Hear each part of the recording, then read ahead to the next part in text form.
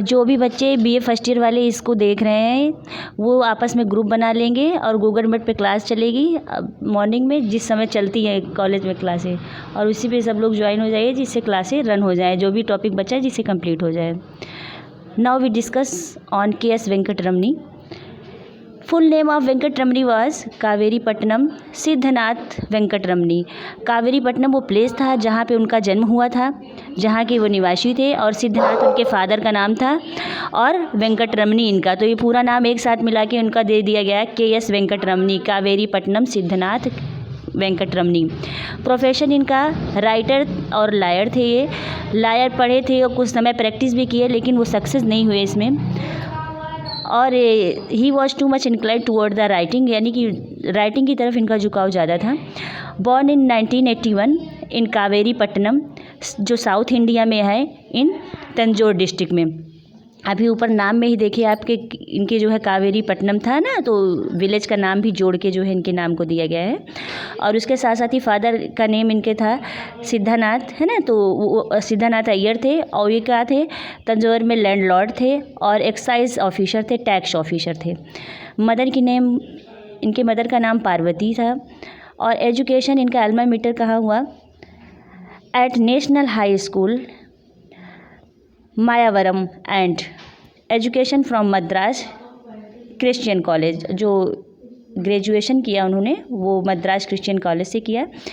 और he died at home in Mylapore Madras of tuberculosis on February 1952 में tuberculosis से इनकी डेथ हो गई। और इसके साथ साथ ही Venkataramani's first book was paper boats. Paper boat इनकी पहली वर्क था, पहली बुक थी जो 1921 में आई। His first novel was Murugan the tiller, ये 1927 में आया। His work Kandan the patriot was serialized in Swaraj magazine. Swaraj magazine में 1932 में जो है कंदन द पैट्रियट को सीरियलाइज्ड किया गया।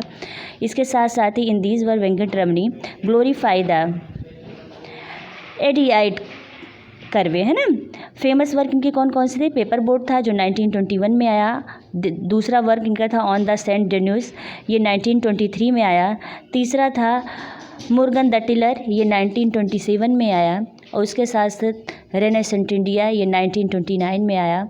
और Kandan the patriot it came in 1932 and Jatadharan and other stories, ये 1937 में आई।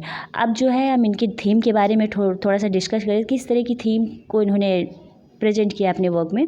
He wrote mainly on south Indian rural life, दक्षिण भारत के जो है रूरल लाइफ को प्रेजेंट किए हैं अपने वर्क में, and the Indian independence movement also. इसके साथ साथ ही now we discuss on the main work, what the basic theme of that, क्या क्या थी, क्या प्रेजेंट किया है उन्होंने अपने किस वर्क में। पेपर बोट कब आई थी, which came during the time of the 1921। In it he expresses, in this book he has his personal experience, अपने पर्सनल एक्सपीरियंस को इसमें दिया है। He presents his reflection on the village life, daily routine, emotion, है ना, ग्रामीण जीवन को, डेली रूटीन को, उसके साथ साथ ही इमोशन को, and relationship among themselves and also about the आपस के रिलेशनशिप को, और बेगर के लाइफ को, और पिलग्रिमेज को भी इसमें प्रेजेंट किए हैं। किसमें, पेपर बोर्ड पे। कब आई थी, 1921 में। और दूसरा वर्क इनका ऑन द सेंट ड्यून्स जो 1923 में आया, उसमें ही expresses his worry about the industrialisation and the materialistic approach in human life, कि किस तरह जो है उद्योगों का विकास होता चला जा रहा है, आदमी के जीवन में भौतिकवाद प्रवेश करता जा रहा है ना ह्यूमन लाइफ में, and going away from the natural beauty, और जो प्रकृति का वास्तविक दृश्य और सुंदरता है, सौंदर्य है, उसका आनंद आदमी के जीवन से धीरे धीरे समाप्त होता जा रहा है ना, इसी को इसमें एक्सप्रेस किए। He was worried about the old Hindu culture and custom, जो ओल्ड हिंदूज कल्चर और कस्टम थे, लोग उसके प्रति जो है काफ़ी निगलेक्टेड हो जा रहे हैं ना, इस सब को भी इन्होंने इसमें प्रेजेंट किया है। Which are finding a way in modernisation, और धीरे धीरे आदमी क्या करता जा रहा है, अपने कल्चर को भूलता जा रहा है, कस्टम को भूलता जा रहा है, और उसे अपने आप को मॉडर्नाइजेशन करता जा रहा है। इसको सबको इसमें प्रेजेंट किया है, किसमें, ऑन द सेंट ड्यूज में। और फिर नेक्स्ट है मुर्गन द टिलर, ये कब आई थी, it come during the time of 1927, और इसमें क्या प्रेजेंट किए हैं, it publish 1927। In it he his है ना बायोग्राफर, जिनके बायोग्राफर का क्या नाम था, एन.एस. रामास्वामी, वो क्या लिख रहे हैं, he is the best expounder of Indian village life. इन्होंने इंडियन विलेज लाइफ को बहुत अच्छे से जो है प्रेजेंट किया है इंडियन लेक्चर में। और उसके साथ साथ ही in it he has follow the Gandhi, इसमें क्या किए हैं, ये गांधी जी के कॉन्सेप्ट को फॉलो किए हैं, सत्य अहिंसा इस सब चीज़ को, है ना, कॉन्सेप्ट ऑफ रूरल रिकॉन्स्ट्रक्शन, ग्रामीण विकास के लिए, पूरा निर्माण के लिए। उसके साथ साथ ही like Gandhi ji he hates sin, और गांधी जी की तरह ये पाप से घृणा करो, पापी से नहीं, इस कॉन्सेप्ट को फॉलो किए हैं, बट नॉट द सिनर, है ना, और follow truth and in favour of women education, ये सब प्रेजेंट किया है इस वर्क में इन्होंने। और नेक्स्ट है रेनेसेंस ऑफ इंडिया, इसमें क्या है, when it come during the time of the 1929, और इसमें ये क्या प्रेजेंट किया है, it deal with the upliftment of village, गाँव के विकास के लिए, है ना, डेवलपमेंट के लिए। It included multipurpose farming equipment की, अच्छे से जो है फार्मिंग इक्विपमेंट होने चाहिए, है ना, खेती करने के साधन, मीन्स ऑफ वाटर सप्लाई अच्छी होनी चाहिए, मेकिंग ऑर्गेनाइजेशन, और ऑर्गेनाइजेशन को सेटअप करना चाहिए, अब बैंक की सुविधा होनी चाहिए, मेडिकल डिस्पेंसरी की सुविधा होनी चाहिए, स्कूल की, इस सबको एक्सप्रेस किया इसमें, है ना। His vision was expressed in his lecture in BHU, और BHU में जो इन्होंने लेक्चर दिया था उसमें अपने इस विजन को उन्होंने एक्सप्रेस किया है।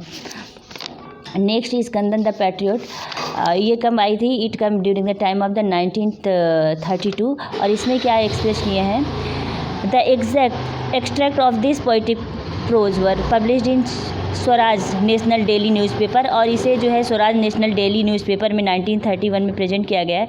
It is a story of low cost labour, और ये किसकी स्टोरी इसको इसमें प्रेजेंट की गई है, नंदन की, मुक्कन की, है ना, नल्लन और करियन, ये सब हैं, ये सब हरिजन हैं, है ना, हुवर हरिजन्स।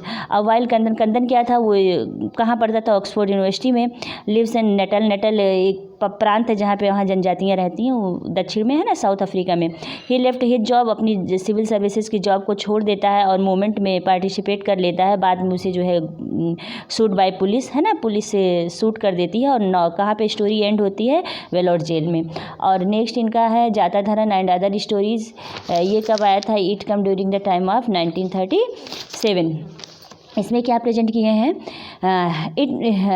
इन मद्रास, है ना, मद्रास क्रिश्चियन कॉलेज में क्या था, there was a group of his philosopher, यानी कि इनके जो मित्र थे उनका एक ग्रुप था, वो सब कैसे थे, फिलोसफर थे, और वो किस नाम से जाने जाते थे, ओलंपियंस के नाम से, है ना, known as a Olympians. Among them was a boy, उनके बीच में एक लड़का था, उसका क्या नाम था, रघुनाथन, है ना, और वो क्या बन गया, आथर एडिटर बन गया हिंदू न्यूज़पेपर में। और वेंकट रमन भी जो है उसे कंट्रीब्यूट किए उसमें। और उसके साथ साथ ही जो पीसेस थे, है ना, these pieces were published later in the, और ये सब पीसेज इकट्ठा होकर किस में पब्लिश हुए, जाता धरन एंड अदर स्टोरीज़ में 1937 में। और अदर कंट्रीब्यूशन क्या थे इनके, वेंकट रमनी जी के, 1928 में ये रविन्द्रनाथ टैगोर के संपर्क में आए, है ना, और विजिटेड हिम टू, और उन्होंने उनको क्या एडवाइस किया, he should start a Tamil weekly, उनको एक तमिल वीकली स्टार्ट करना चाहिए। इट्स नेम आज बाद में उसका नाम क्या रखा है, तमिल उलगू, है ना। और कब वो पब्लिश्ड कब से कब चला था, ये 1922 से 1924 तक चला। आफ्टर वर्ड टू लॉन्च, दूसरा लॉन्च किया उन्होंने अनदर तमिल जर्नल, दूसरा जर्नल क्या था, भारत मनी, है ना। He also worked as a rural development, हमेशा ये ग्रामीण उत्थान के लिए ही काम करते रहे, उसके एडवाइज़र के रूप में, एडवाइज़र एट अलवाई स्टेट में, है ना। ही पार्टिसिपेट इन सत्याग्रह में भी इन्होंने पार्टिसिपेट किया अगेंस्ट रोलरटेक। Thank you for watching.